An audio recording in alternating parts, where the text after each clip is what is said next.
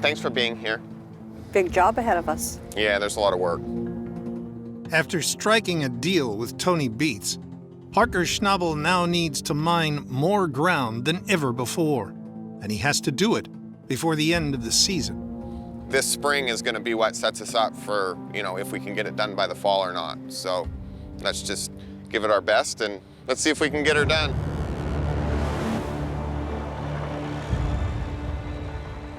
To take on Tony's ground, Parker's mobilizing his entire operation to strip the extra 45 acres and wants to be pulling in gold in just a week. Let's make it happen. Parker leads from the front in his 73-ton D10 dozer. Let's mine some gold.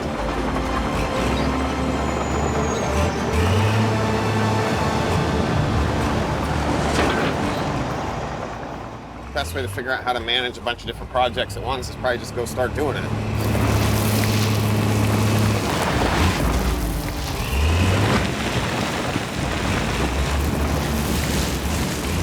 My grandpa back in the 40s and 50s, he managed a whole bunch of different logging camps all over Alaska, and hell, they didn't have internet or sat phones or anything, so I don't know how he did it. Parker already has 45 acres of ground to mine at the airstrip. By adding Tony's 45, he's now up to 90 acres. 50% more than he mined last year.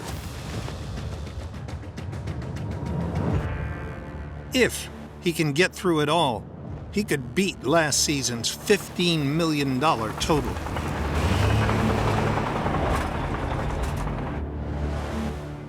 Keep going ahead and swing her in tight to the bank.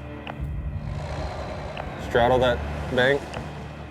Across the claim, Tyson Lee is digging ditches and building berms in the 480 excavator in the pre-stripped ground nearest to the Indian River. This year we had a record snowfall, so we're having a lot of melting snow coming into our cut. We've got to get this ditch in and armor up the riverbank before the Indian River is flooding into us like none other.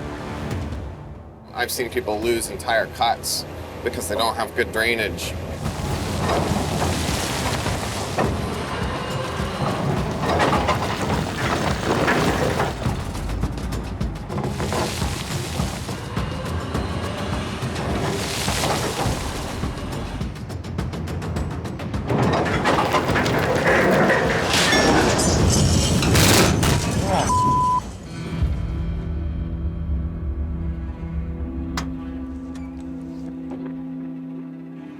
Going on?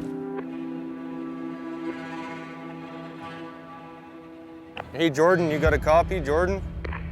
Yeah man, looks like one of the pins in the track on the 480 snapped on me. It's the last thing we need right now. A broken pin has stopped Tyson's ditching in its tracks.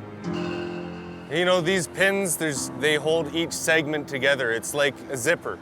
One of the links in the zipper broke, and now I can't use it.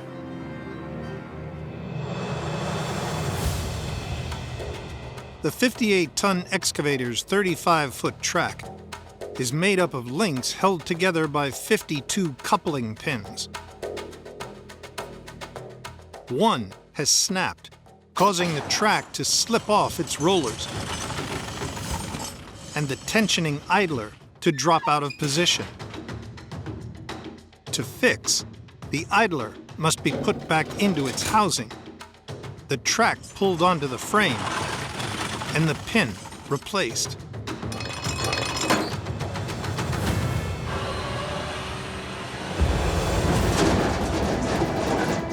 We're just gonna pull the track up over so we can just put it all back together right here.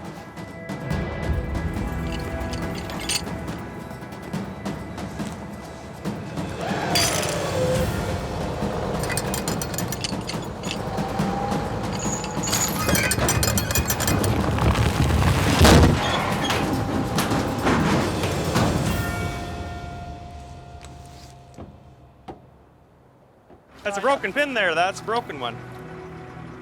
Before they can secure the track back onto the frame, mechanic Jordan Sands needs to guide the tensioning idler back into its housing.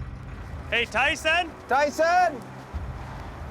Might get you just to push on the idler. We're just gonna crack the adjuster and you can just ease into it with the blade instead of trying to push on it with the bucket. Okay. Tyson must maneuver the 19-foot dozer blade with pinpoint accuracy. Just gonna push the idler in for us so it's back in its little slot. Jordan's in there with a bar trying to hold it up, and he just needs me to push on the idler very gently while he's trying to line it up, and I can't see anything, so I'm solely relying on Jordan right now. Very delicate process. You know, a D10 would push this hole over sideways.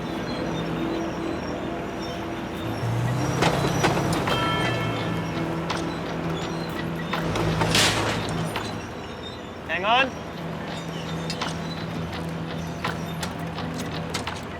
And then back off a little bit.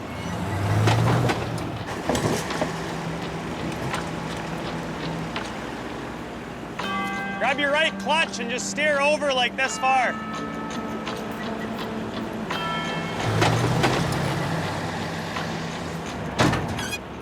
Bit more.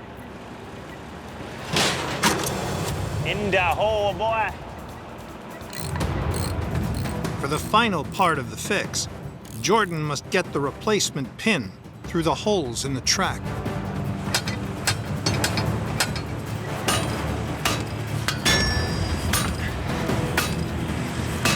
Let's go.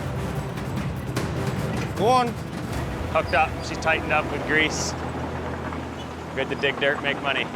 Tyson and the 480 are back in the game, digging ditches before the melt delivers any flooding into the cut. It's like it's all back together, working as it should, so that's why we have the best mechanics in the Klondike. It's the earliest Parker's ever tried to sluice. Wash plant Big Red has been lying in the cut all winter with record snow and temperatures dropping below -50 degrees. You about ready to fire up? Yeah, we just gotta throw some water at it. Hopefully all that works. All right. And then see if she remembers how to shake.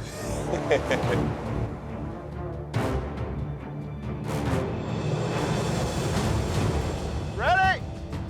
Give it! Come on, wake up, wake up. Come on.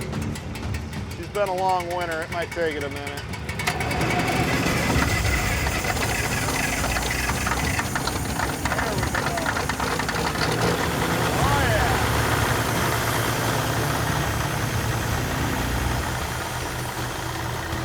But right now we've got our water pump fired up. We're just gonna let it warm up here, but it's sending water up to Big Red. Wash plant Big Red separates the gold from the dirt using only gravity and water. Pay dirt is loaded into the feeder and blasted with 90,000 gallons of water per hour, washing out the dirt and rocks while the heavier gold settles into the sluices.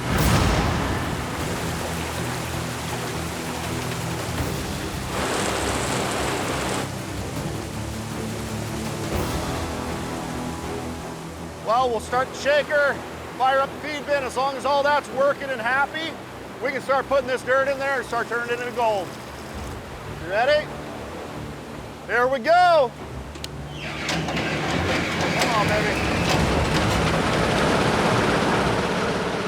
For Parker to hit his target on the airstrip, Big Red will need to sluice 24/7 for its longest season ever.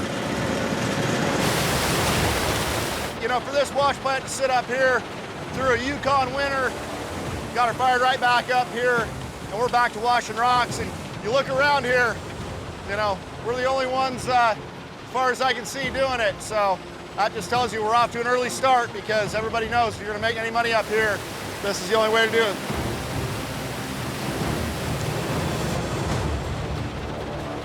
Send it, man, let's go! With Tony at least a week from running, Fred not even at his claim, and Rick Ness nowhere to be found, Parker is well ahead of the game.